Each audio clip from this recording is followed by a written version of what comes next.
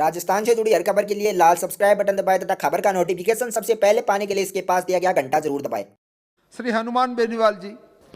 सभापति महोदय, 2021 के आम बजट पर जो प्रधानमंत्री जी ने पेश किया, इसमें मुझे आपने बोलने का मौका दिया, इसके लिए धन्यवाद।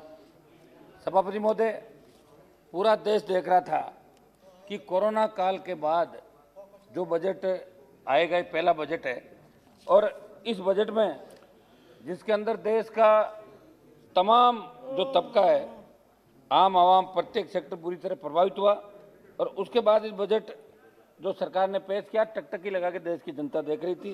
प्रत्येक व्यक्ति ने ऐसे बजट की परिकल्पना की जिसमें सरकार किसानों की आय बढ़ाने, कर्ज माफी दिलाकर आय का एक निश्चित रोड मैप देगी। लेकिन इस बजट के अंदर देश की जनता को, नौजवानों को, किसानों को निराशा हाथ लगी। आम बजट पर चर्चा को लेकर सदन के दर्जनों माननीय सदस्यों ने अपने विचार व्यक्त किए। कुछ लोगों ने पक्ष में किए, कुछ लोगों ने विपक्ष में किए।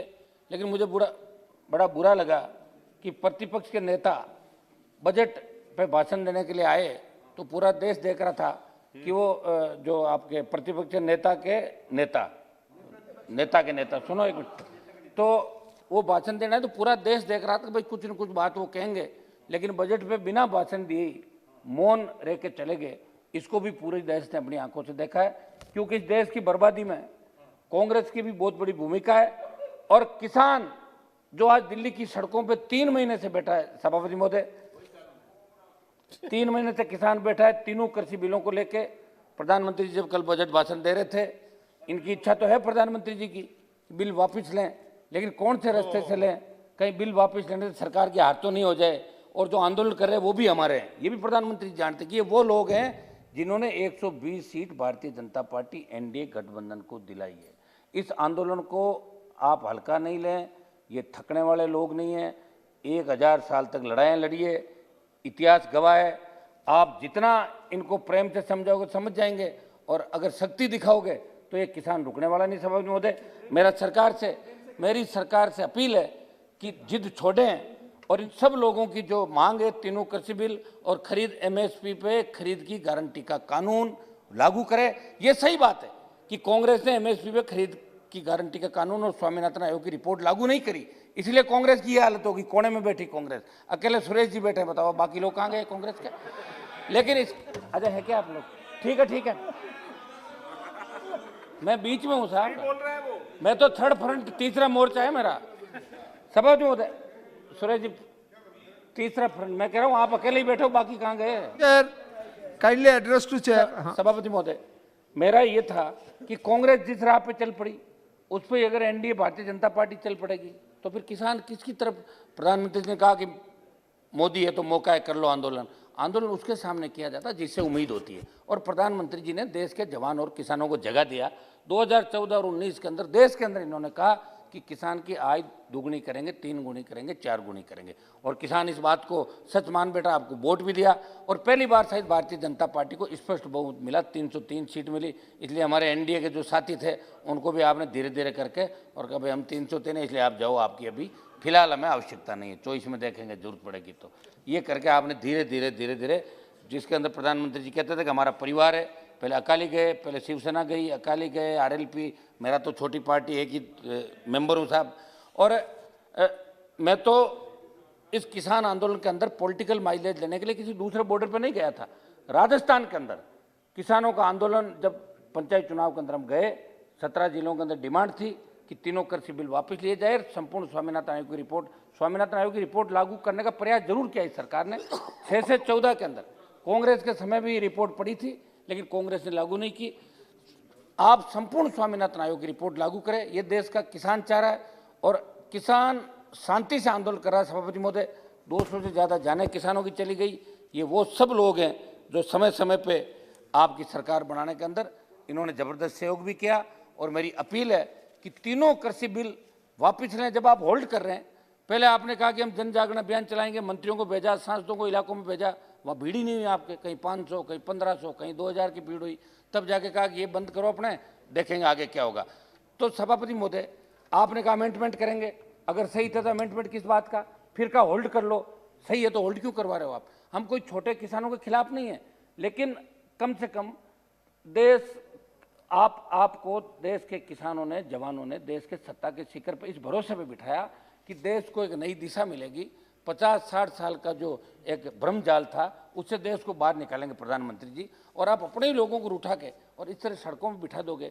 मुझे बड़ा दुख होता है जब भारतीय जनता पार्टी के कई वरिष्ठ नेता जो आंदोलन गाजीपुर, शाहजहांपुर, दूसरे बॉर्डर भी चल रहा है, सिंघू बॉर्डर का नाम लेके दूसरे बॉर्डर का नाम लेके कहते हैं वहाँ तो बिरयानी खा रहे हैं, आतंकवादी बैठे हैं, अलगाववादी बैठे हैं, माओवादी बैठे हैं। आप ये बताओ राजस्थान का किसान क्या माओवाद में बैठा है? ये हनुमान बेनीवाल जो एनडीए का सांसद है, जो पूरे देश के अंदर शायद एक एमपी होगा, जो 60 दिन से लोकसभा चल रही तो आपके यहाँ आ गया, सड़क पर बैठा हुआ व्यक्ति है। और एक बार जब हमने कूच किया दिल्ली की तरफ तो गृह मंत्री जी ने कहा कि एक बार डेफर करो, हम बात करें, मदद करेंगे। हमने आपकी बात भी मानी, 2 बार बात मानी। आखिर हम भी किसान के बेटे हैं, अगर किसान तकलीफ में होगा तो हम चुप नहीं बैठ सकते, चाहे लोकसभा के अंदर रहे या नहीं रहे, इससे कोई फर्क नहीं पड़ेगा। और इसके अंदर सभापति महोदय, एक प्रधानमंत्री जी मैं ये भी अपील करना चाहता हूँ, ये कांग्रेस का आंदोलन नहीं है, और कांग्रेस को देश के किसानों ने जान लिया। देश का किसान जानता है कि कांग्रेस किस तरह घड़ियाली आंसू बहाती है हमेशा। आज आवश्यकता पड़े वहाँ चले जाओ, और जब खुद का समय था तब कुछ किया नहीं।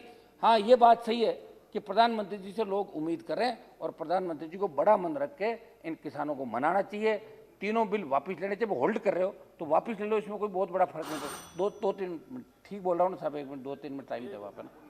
सभापति महोदय, मेरा ये निवेदन रहेगा, और इस बजट के अंदर मैं आंकड़ों में नहीं जा रहा हूँ, 2-3 मेरी छोटी मोटी बातें मैं कर लूँ राजस्थान की। मैं राजस्थान चाहता हूँ ईस्ट जो हमारी जो नेरी परियोजना ईस्टर्न कैनाल, ये इसको राष्ट्रीय परियोजना घोषित करें।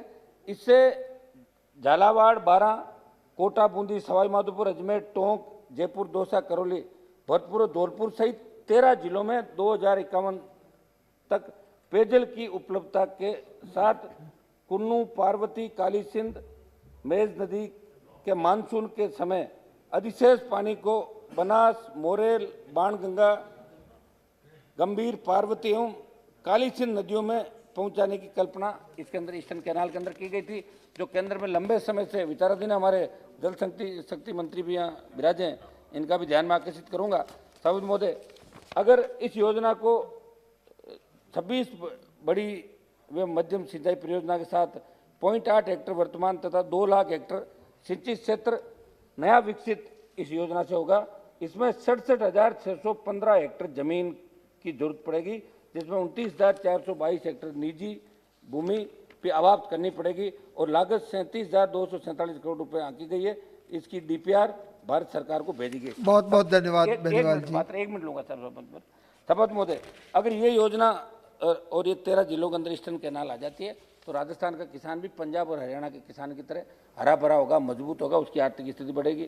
सभापति महोदय, कुछ मेरे संसदीय क्षेत्र के बारे में मैं कहना चाहूँगा। एक सभापति महोदय, मेरी एक छोटी सी डिमांड और है कि रख दो, आधी मिनट में रख दो। हाँ,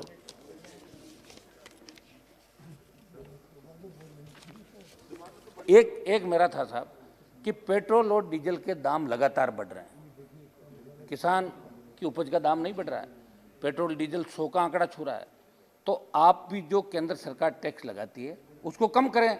और हमारे राजस्थान के अंदर तो कितना बड़ा दुर्भाग्य है कि हरियाणा के अंदर, पंजाब के अंदर और दिल्ली के अंदर 11 रुपए 10 रुपए पेट्रोल डीजल सस्ता है, और राजस्थान में महंगा है। राजस्थान की सरकार बहुत बहुत धन्यवाद, बहुत बहुत धन्यवाद। सभापति महोदय, मेरा निवेदन रहेगा कि बढ़ती हुई महंगाई को देखते हुए पेट्रोल डीजल के दाम कम करें, किसानों की उपज के भाव बढ़ाएं, और जवानों को रोजगार के नए साधन दें, और किसानों की बात प्रधानमंत्री जी सुने। किसान बहुत अपने बहुत हैं, धन्यवाद, आपका बहुत किसानों बहुत को धन्यवाद। आप इस तरह श्री रविंद्रनाथ कुमार जी, कि किसान रेल रोक रहे हैं, किसान रविंद्रनाथ हिंसा कुमार कर रहे हैं, जी, ये कर रहे हैं, thank वो you. कर रहे हैं, किसानों को खलनायक बनाने